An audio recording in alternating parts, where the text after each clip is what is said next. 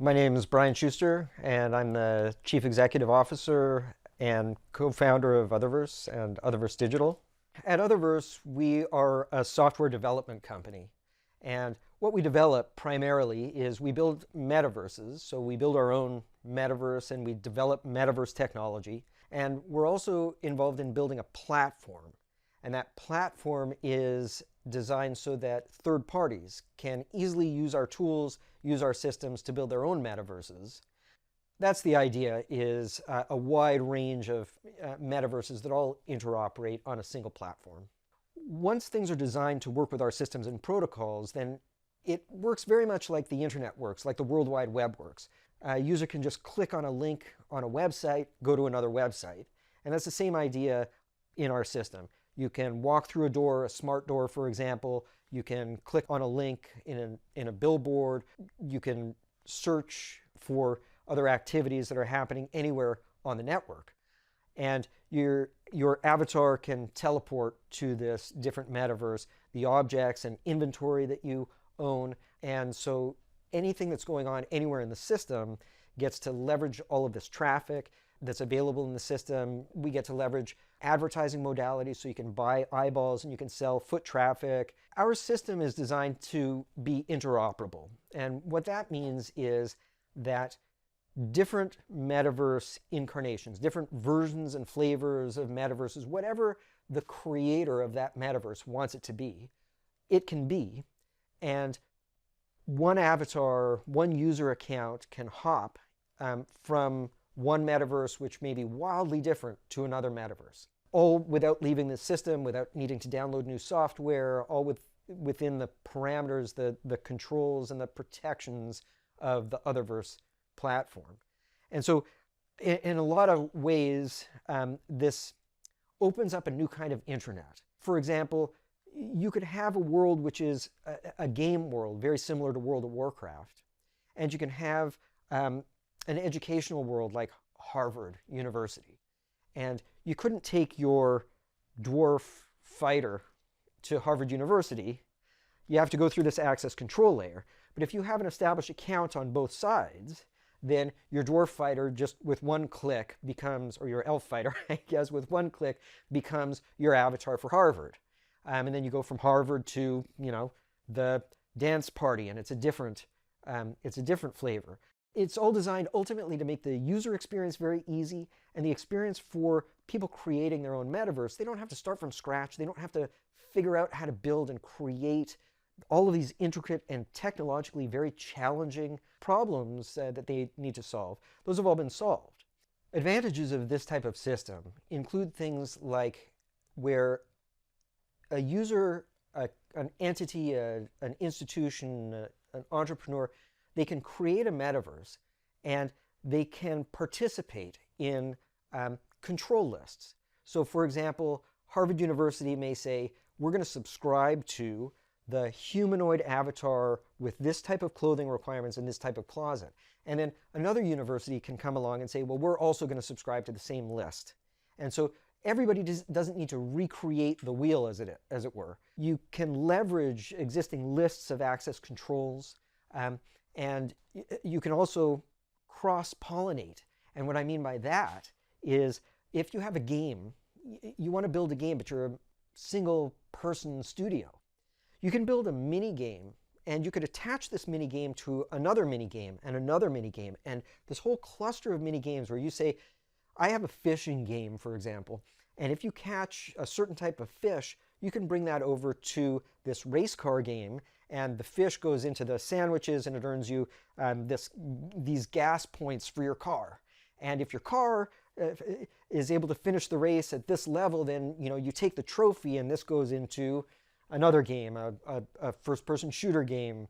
And so something that's never existed before is this interoperable, again, there's that word, where users can move from one place to another, and companies can exchange data and trade these kinds of tools and pieces and components to assemble a much more intricate and involved kind of Internet of games and Internet of reality. Suddenly, users were able to get this rich experience by just clicking a link and going to a new web page. I mean, this was really revolutionary. The problem with metaverses today is to go to a metaverse, you have to download the Metaverse app and you need to create an account and you need to get everything set up, and oftentimes you need to pay or you need to engage some challenges before you can even access what this so-called metaverse. It's a huge pain point for people to have to do this. Just imagine if every time you had to click to go to another website, you had to download a new web browser, and then you had to configure that web browser. Every time you want to experience a metaverse, you hear about a metaverse and you have to click and download and set up the account and then figure out how it works, and maybe you have to pay, maybe you have to engage in some activities, and nobody's going to do that. And so you can't get any traction with any of these metaverse operations because none of them are interoperable. None of them use the same technology stack to enable users to have a seamless experience. What Utherverse does is we've solved this problem by taking all of these different issues and ways of doing things and put it into a simple, easy, fun experience. It's a single browser, a metaverse browser, which we call Aeon. So the Aeon browser, you download that one browser, and then you can just click around. You're familiar with the interface. It's already set up. Your account is already established, and you can go to any of the metaverses that are on the platform. You can go to any of the establishments that are within metaverses that are on the platform. You can search for metaverses, and all of them exist on the platform. And so we believe that we've solved the main challenge, because instead of creating a metaverse that's a standalone little garden, we've created a platform, and everybody's welcome to come on. Everybody's welcome to bring their metaverse, and then anybody who's engaged in any metaverse on the platform has access to all of the metaverses on the platform. Utherverse has created a new layer of the internet. This is really what I mean when I say that Utherverse is designed to be the Internet of Metaverses. We've got a layer which acts as a platform. We've built all the plumbing, all of the infrastructure and architecture and protocols to make all of it work, and the end users never need to see anything about that. All they're going to see is a very neat browser that incorporates all of the Web 1 and Web 2 stuff right within it, and all of the Web 3 stuff accessible through it. And so a seamless operation where a whole new kind of internet experience that includes all the games, that includes all the websites, but also includes all of the metaverse and virtual reality. All of that can live inside this single realm that's easy to navigate, fun to engage in, and that really builds a community. So very different from what we saw in previous versions of the web, because now you're making friends and they're really friends. You're engaging with them as an avatar, and all your different avatars and all the different accounts all integrated into a single, easily accessible point. Around 2003, 2002 timeframe, I'm doing all kinds of work here, and it's exhausting. And I'd come home exhausted, and I'd start playing games online. And I was playing one of the first, what they would call massively multi-user online role-playing games, which was Asheron's Call.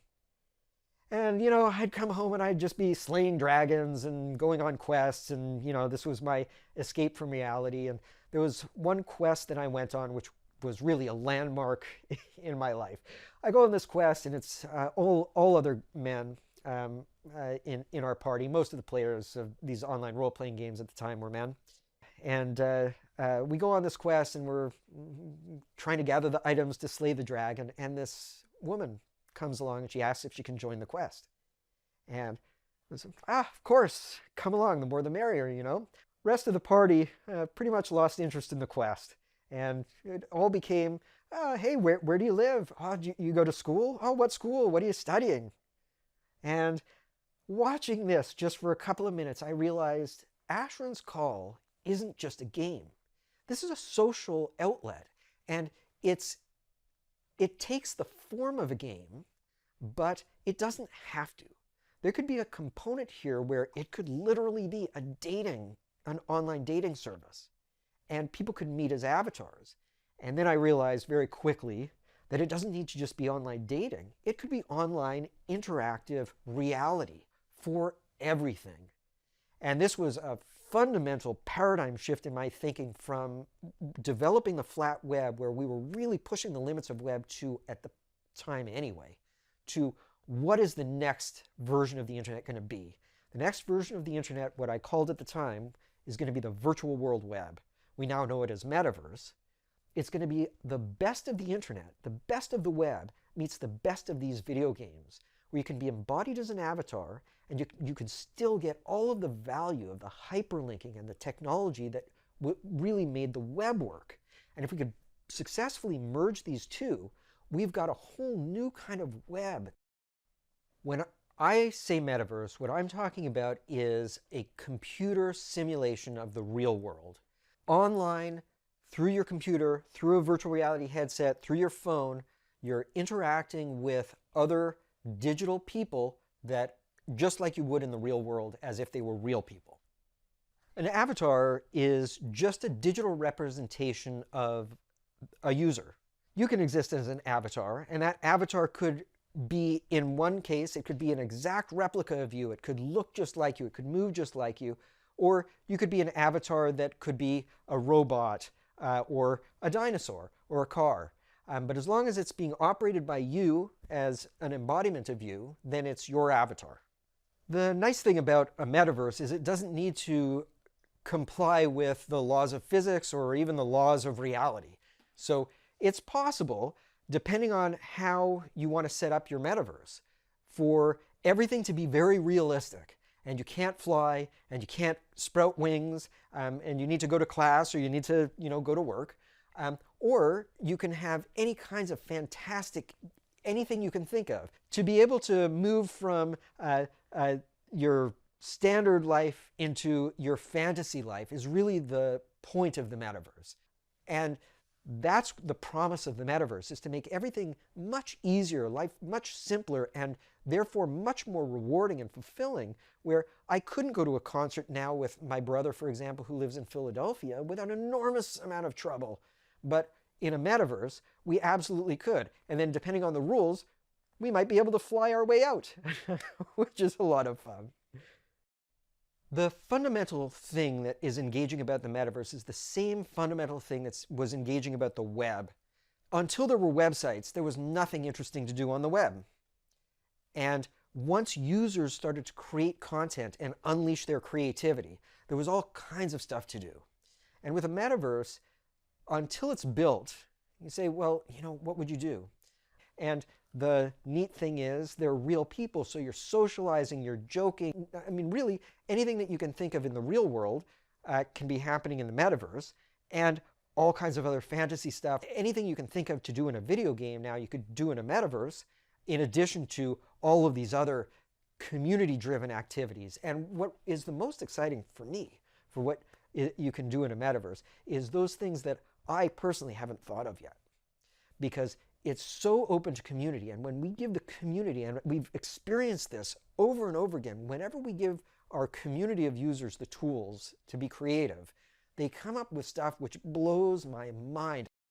Anytime people come together, whether it's in the real world or really whether it's in metaverse as avatars, there needs to be some way that they can exchange goods and services.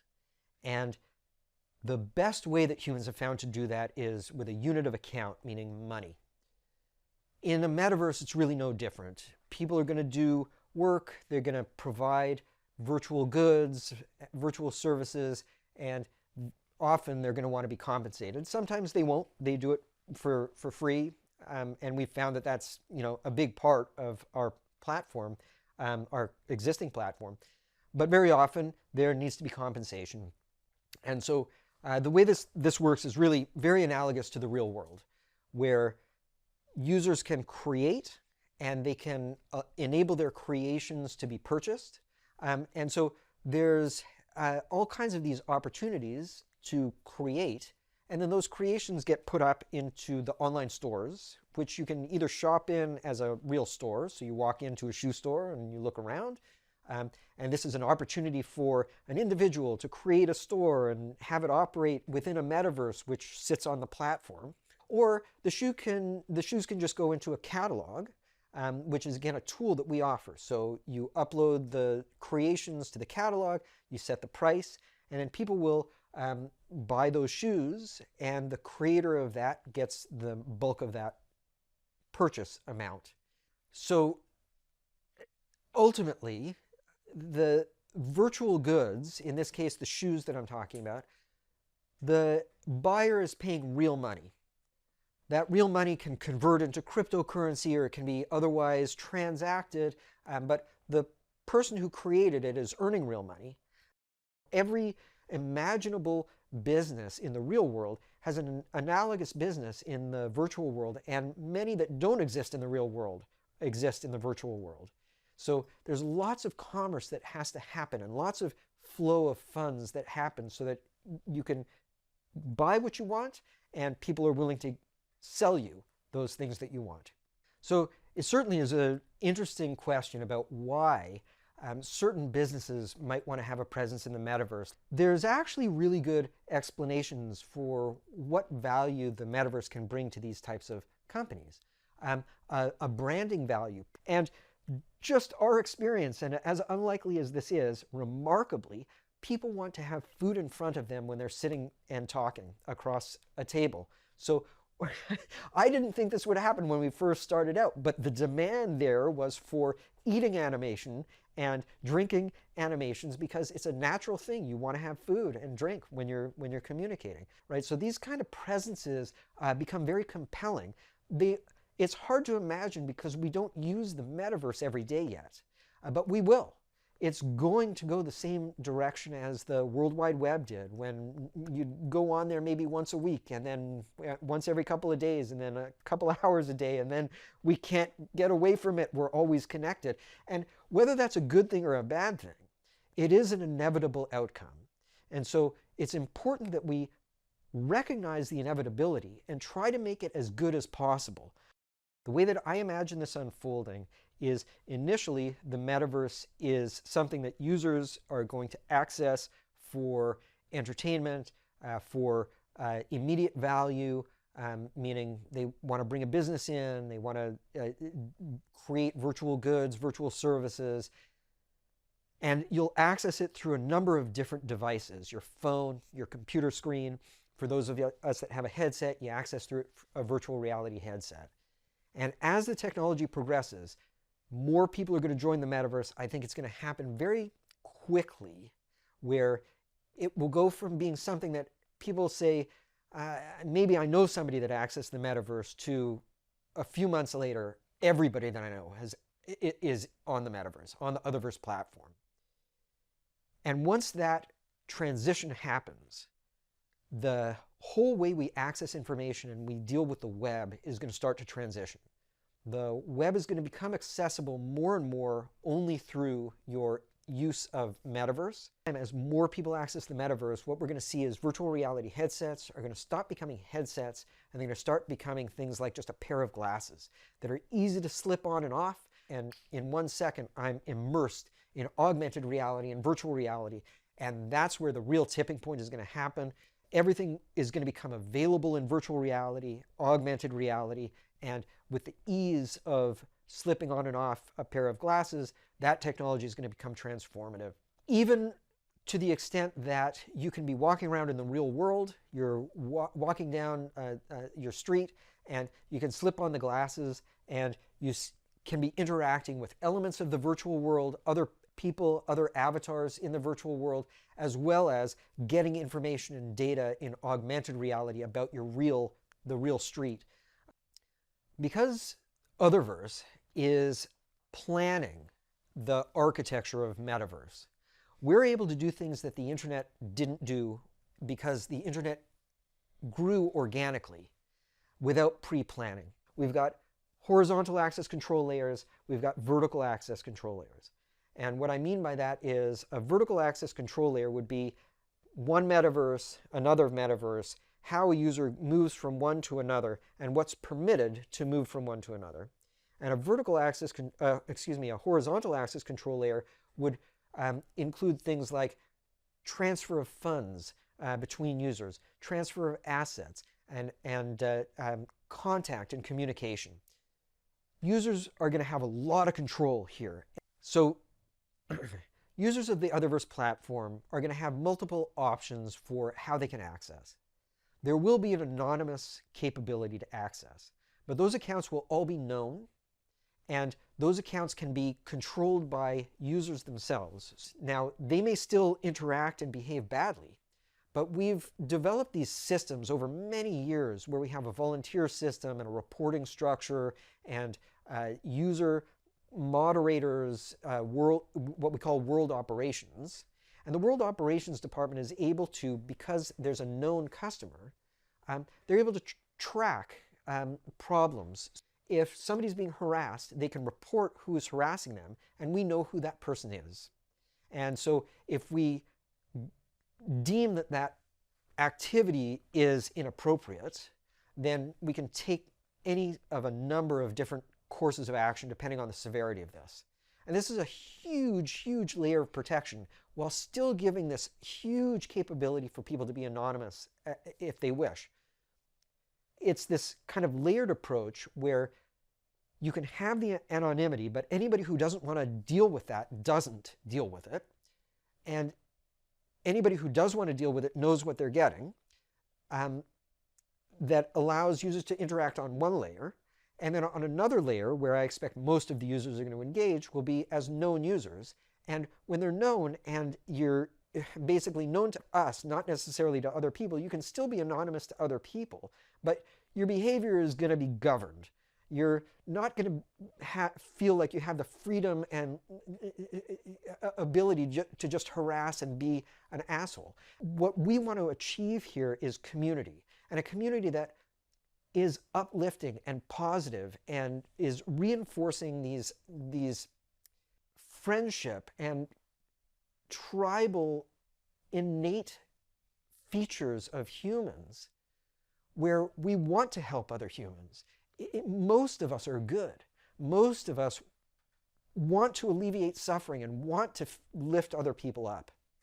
And when we're stripped out of our identity and when we can be anonymous, it's very easy for our worst nature to come out and for us to lash out when we're upset and angry.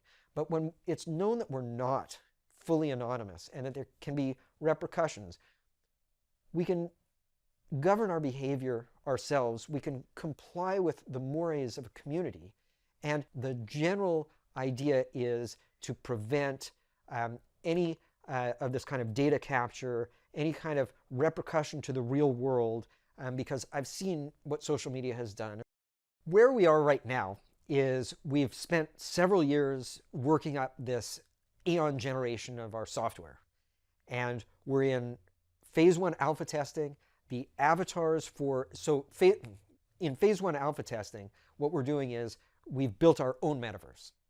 And we haven't brought in third parties, and we're not attaching third-party metaverses yet. We're building our own, and we're going to make our first metaverse hugely successful in terms of users.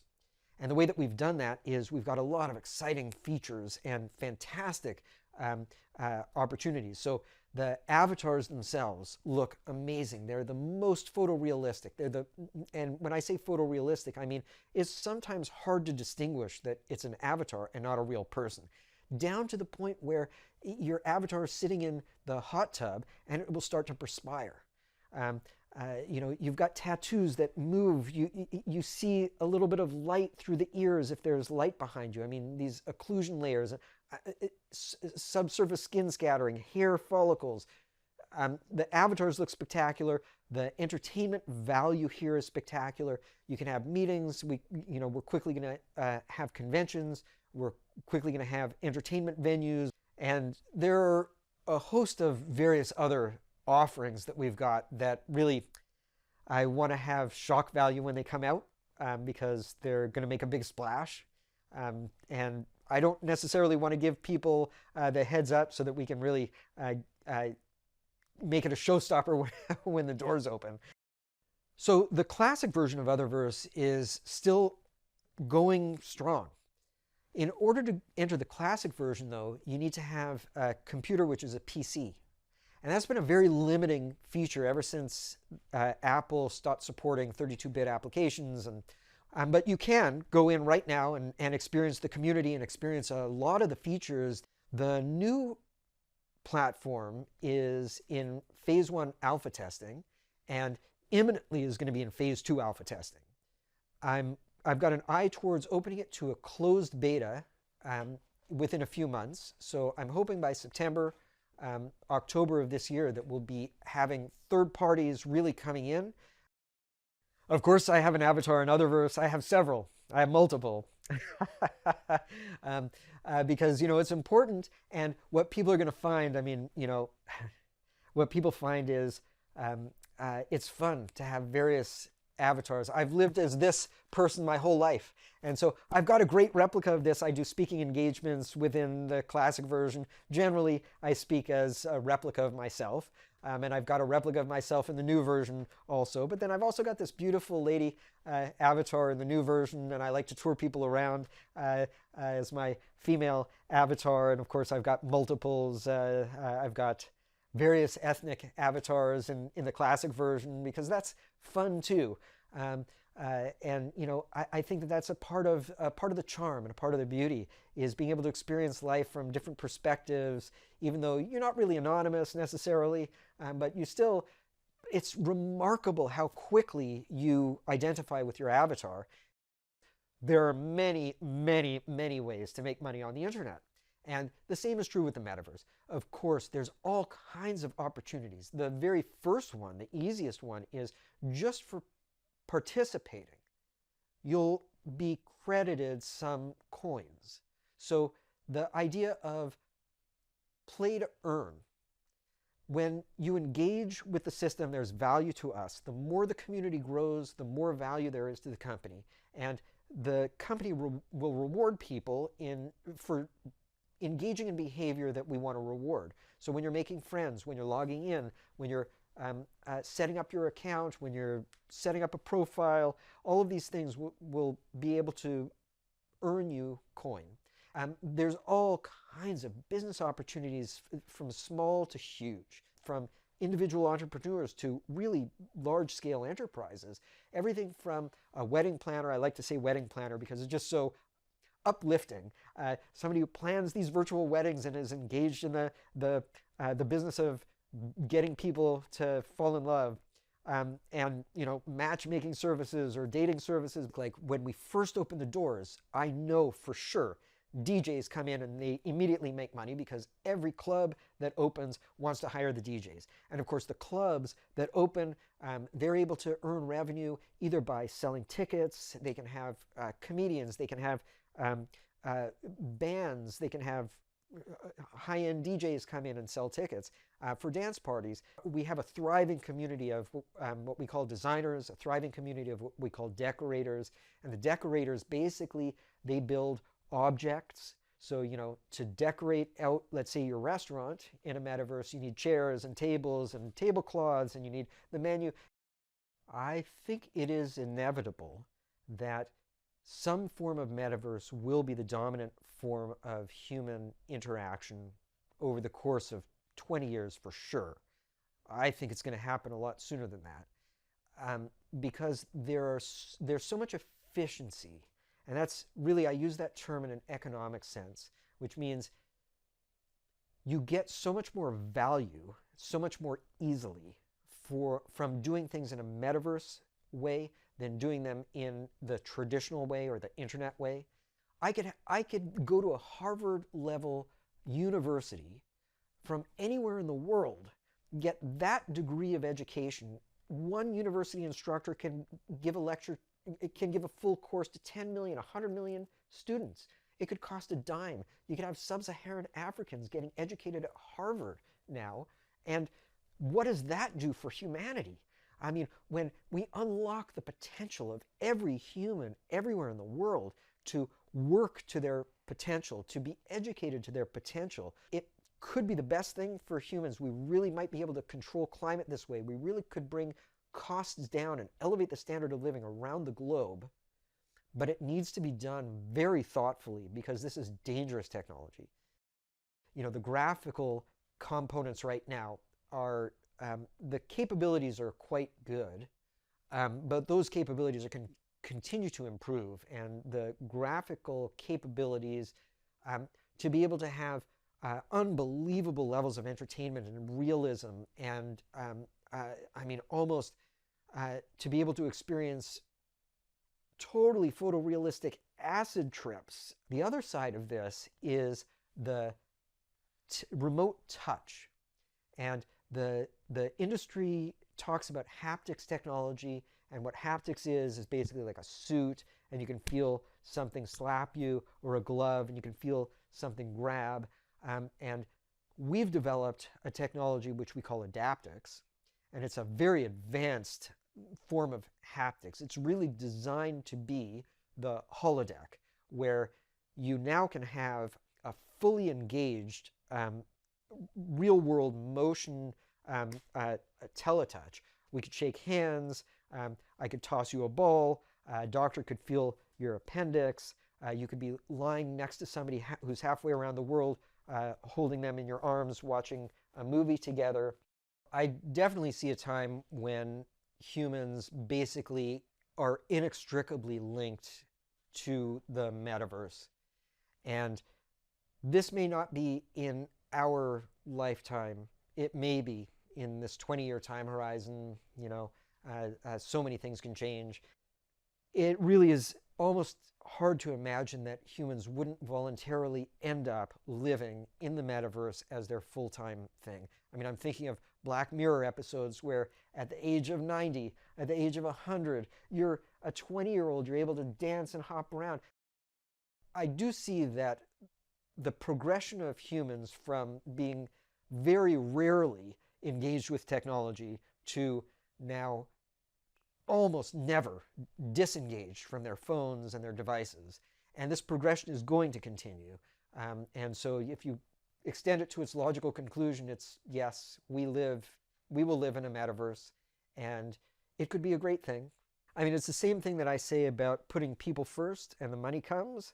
I'm not worried about being profitable.